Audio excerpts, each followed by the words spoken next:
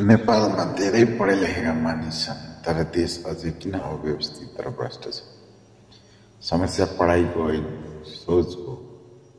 हामीले किताब त पढ्यौं तर देश बुझ्ने, नागरिक भएर सोच्ने शिक्षा पायौं। यही हो सिभिक एजुकेसनको काम।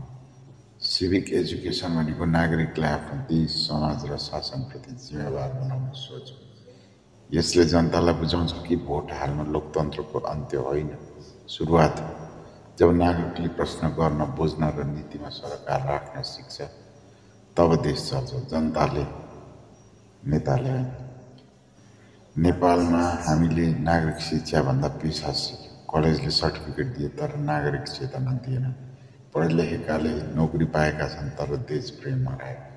पढाइले दिमाग चलाए तर मन बन्द रह्यो। त्यसैले पद पाउने बित्तिकै धेरैले देश होइन आफ्नो फाइदा सोच्न थाल्छ। सिभिक एजुकेसन नहुँदा भ्रष्टाचार सामान्य हो। जनताले नीतिभन्दा नेताको उल्याएर भावनामा निर्णय गर्न थाले। नेताले गल्ती गरे पनि प्रश्न गर्ने चलन रहन्थ्यो। तालिया बजाउने बानी बस्यो। यही मौनताले नै देशलाई हरेक दिन कमजोर बनाउँदै गइरहेको छ। तर जब नागरिक सचेत हुन्छन्, शक्ति फर्किन्छ। जनताले प्रश्न गर्न, नीतिमा भाग लिन र अधिकार माग्न थाल्यो भने कुनै नेता जनतालाई धोका दिन सक्दैन। साना तर इमान्दार समूहहरू गाउँ-गाउँमा शिक्षक, युवा, स्वतन्त्र पत्रकार, देश बदल्ने सपना बोकेर काम गर्दैछन्।